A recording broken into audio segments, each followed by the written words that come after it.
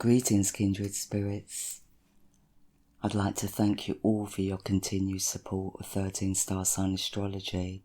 Now, I didn't post up a podcast for the new moon. Actually, my energies were just so depleted at the new moon that I couldn't even talk. So I wrote an article, which I posted up on my FB page and sent out in a newsletter. But here I am, I'm back. And before I get into the energy update, I just wanted to start this podcast by honouring and remembering my good friend and colleague, Eric Seligson, the Siderealist. It's actually his birthday on the 2nd of September, the day of the full moon. And, it's coming up to the first anniversary of his transition as well. So Eric covers more of the political and economical side when it came to 13 Star Sign Astrology. And so much of what he predicted is occurring in our world today. And I do wonder what his response would be with all that's going on in our world at present. But what he did drum into my head over the years of knowing him was about health. And how important it was that we stock up on our vitamins and minerals and eat nutritiously. He was always sending me bottles of ascorbic, vitamins A and D, and, irons, multivitamins. He was such a blessing to have in my life, and I do miss him very much. So at the time of Eric's passing, one of his sons posted a quote by Eric, which I feel is very relevant. And it reads, "When asked by the Catholic priest about faith and what he believed in, this was our Eric's response. I worship the revolution and the people who make a change in the world. And this is how all of us that knew him will continue to remember him. As an activist for truth and justice, a man who had a heart of gold and a deep awareness of the injustices that have been taking place in our world for a very long time." So, thank you for listening and for this honour and remembrance of my good friend Eric Seligson. So the full moon will reach its peak in Aquarius in a true lifetime sky on September the 2nd at 6:22 in the GMT time zone, at 1:22 in the EDT time zone, and at 15:22 in the AEDT time zone.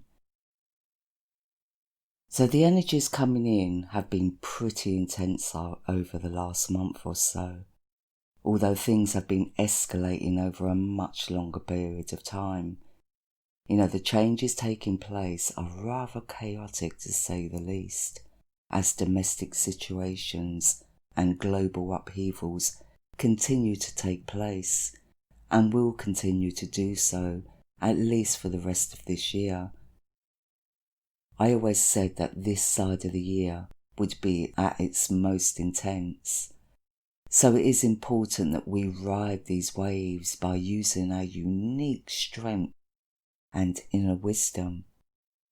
And sometimes we don't know how strong we are until we reach certain points in our life, So, and I feel many people are reaching that point now.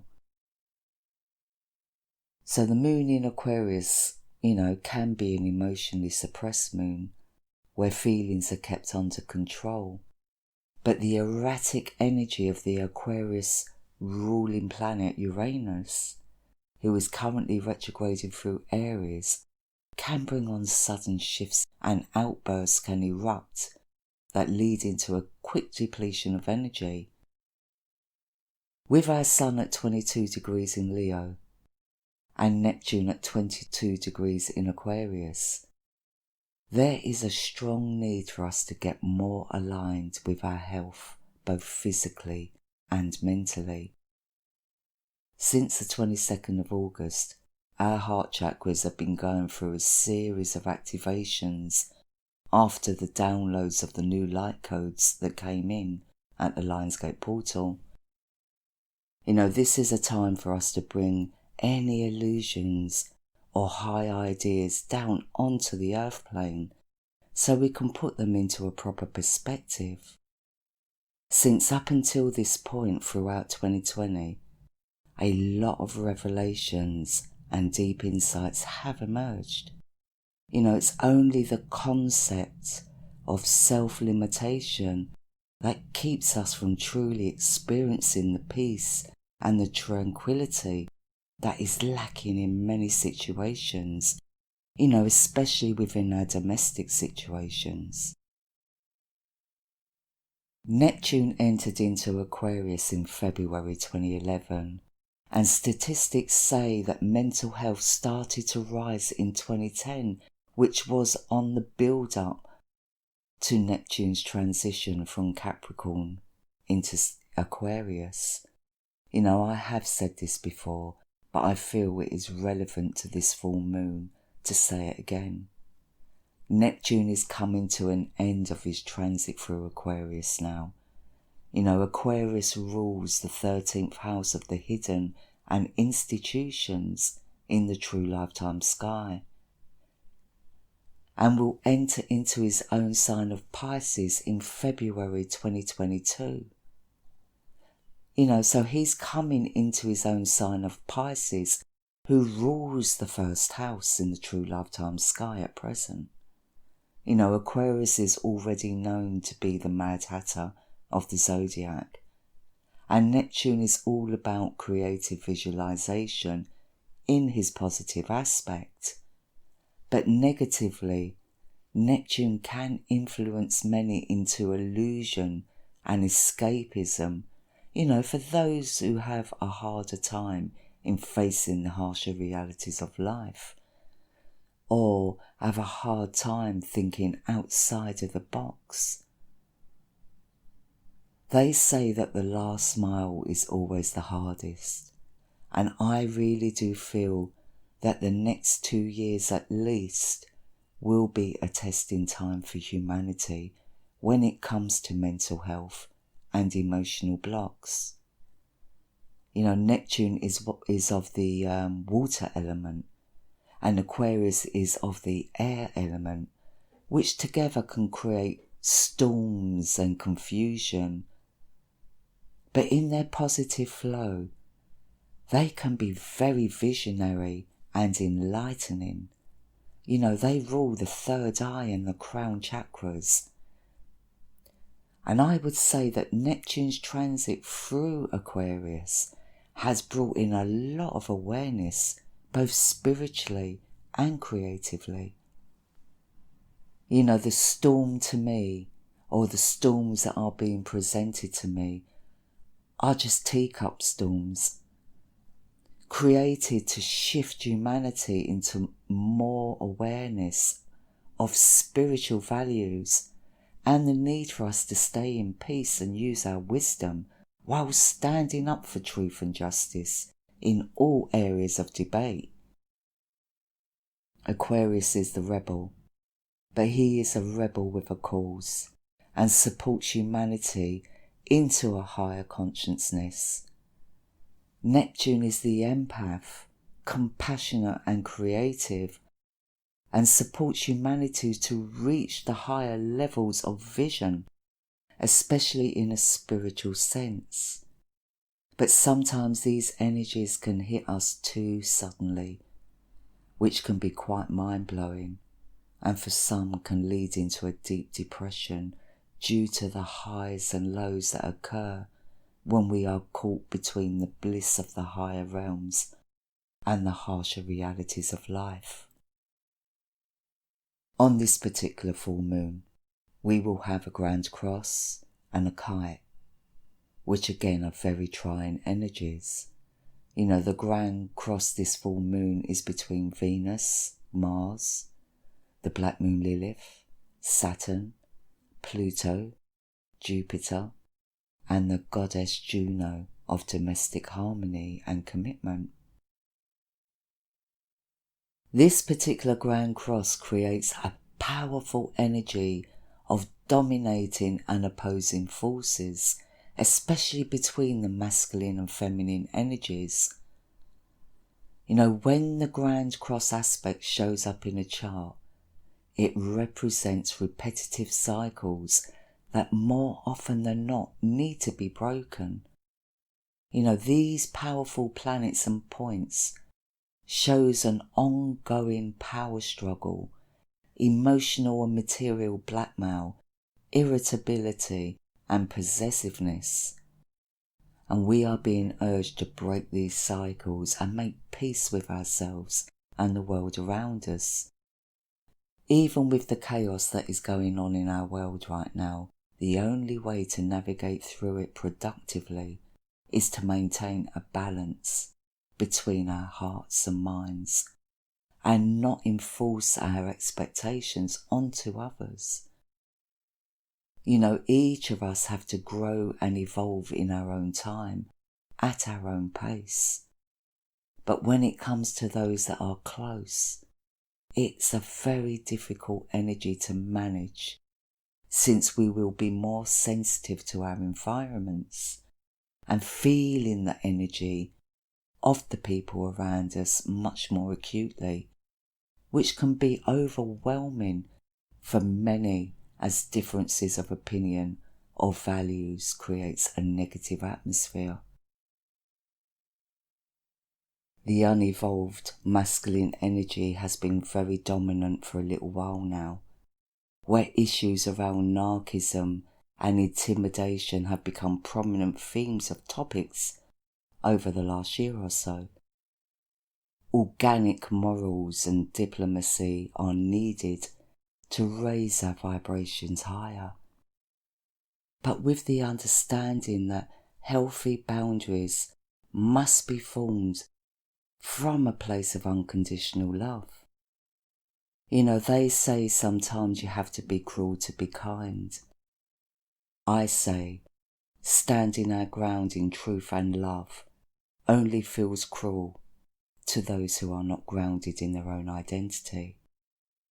And with Mars in conjunction to the Black Moon Lilith, tempers are likely to be frayed for those who are dealing with others that are just too thick-skinned to take no for an answer. And this is where the ego kicks in, to mask either the fear or the insecurities or the confusion or the impatience or the abandonment issues that are just rife among the collective energy. Many are fed up of walking around on broken eggshells, while others are in fear of growth and change. The Grand Kite is an aspect that can create highs and lows and ups and downs. It's an energy that is directed by the elements. In this instance, the elements are fire and air. So this Grand Kite is made up of our Sun, Jupiter, Uranus, Neptune, and the goddess Pallas of truth and justice and pattern recognition.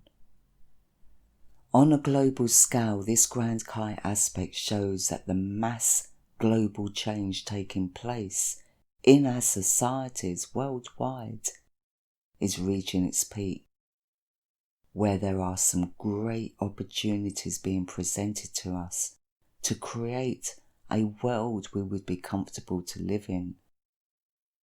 This is a time where we can break new ground in humanitarian values, as well as to recognise just how gifted and talented we are as individuals and as a human race. The only thing to beware of with this particular aspect is not to take it for granted and assume that change is going to happen without any effort being put in, although it does show that many are still on the fence about what their reality is right now. But this side of the year, in 2020, will end in clear vision for those who are still confused or are still in need of more self-healing. I believe that for as long as we are asking the right questions, is the more we will discover the right answers. With Neptune at the head of the sky at 22 degrees in Aquarius, there are many that still need to overcome self-limitation to reach the heights of self-love and compassion, rather than be in empathy for humanity on the whole. Empathy is no longer a blessing. Compassion is a blessing. But with compassion comes boundaries. With empathy there are no boundaries. And boundaries are needed right now. Another thing that adds to this full moon's challenging vibration is that the South Node will move into the sign of Ophiuchus around 4.5 hours before the full moon reaches its peak. The South Node of our moon represents what we already know, what we are already familiar with, where we are coming from on a personal and collective level. Whereas the North Node of our moon represents our destiny, where we should be heading when it comes to our life's destiny. The nodes also represent societal trends. Ophiuchus is a sign that represents medicine, science, injustice, persecution, and Christ consciousness. Ophiuchus's element is ether. So she, since this sign represents both the masculine and the feminine energies, is also the mirror, the reflection. So because this sign does represent both the masculine and the feminine, I will refer to Ophiuchus as a her, only because I feel that the divine feminine energy is very prominent, even though there's a divine masculine there. So Ophiuchus's ruling planet was Tiamat, who is now known as Gaia, Mother Earth. Ophiuchus represents all things organic and natural. The South Node will first enter in Ophiuchus at 18 degrees, and 18 is actually a difficult number numerologically, since it can represent an attack on the spiritual by materialistic values. It also represents the fear of the unknown, deception, false friends, and even treachery. These attributes are all too familiar to the Ophiuchian energy. So initially, this transition may create a very fearful and repelling tone in frequency, which will be very much felt by the collective. But overall, whilst the South Node transits and adapts to the Ophiuchian environment, a deep understanding of the laws of the universe will spread like wildfire. This will be the great awakening at its peak this year, where many of us will need to push past self-limitation to express ourselves openly and honestly. When it comes to the society that we live in, Ophiuchus rules everything organic. When it comes to medicine, science, nature, agriculture, etc. This placement of the South Node in Ophiuchus may create a lot of psychological confusion and angry outbursts too, initially, because this energy has been suppressed and hidden from humanity for eons. And the South Node's job throughout his transition of Ophiuchus is to wake us all up to remember who we are and why we are here. With this transition of the South Node, we must trust our instincts and ground our emotions. And with the full moon taking place in Aquarius, this is a great opportunity for us to be more rational when it comes to our emotions and get a good grip on what our instincts are telling us. The last time the South Node transited into Ophiuchus was in 2002. Actually, the South Node entered into Ophiuchus in February 2002, just after 9/11 in 2001. I would recommend that you research the events that occurred throughout 2002 to see what energies were at play during that time, because I feel it would give you some idea of what the energies are today in our societies. So the aspects to the South Node does show a need for a retreat and a recharge, especially if we are feeling a little bit triggered or misunderstood.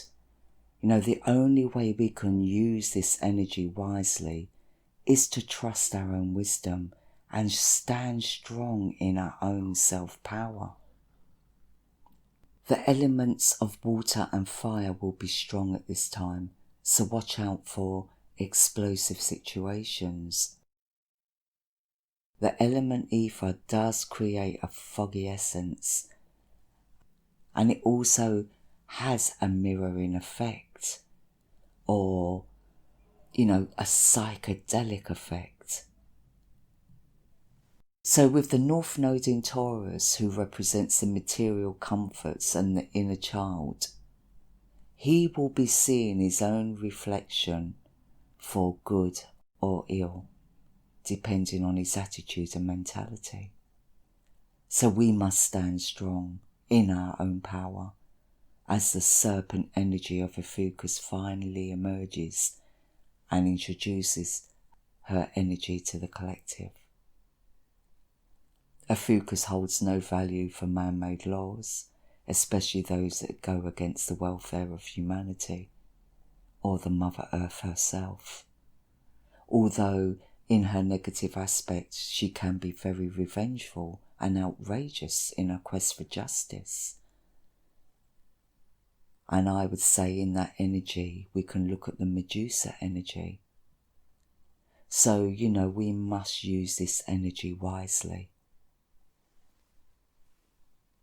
Mars goes into retrograde on the 9th of September, on the 9/9, at 23:30 in the GMT time zone, and his retrograde will end on the 14th of November. Mars starts his retrograde at 36 degrees in Pisces in the true lifetime sky, which is the last degree of Pisces. So Mars in Pisces does tend to lose his power, since he is a fire sign transiting through the deep Piscean waters. In this sign, and in his negative energy, Mars can become a bit of a drama queen and very narcissistic if he feels his masculinity is being undermined.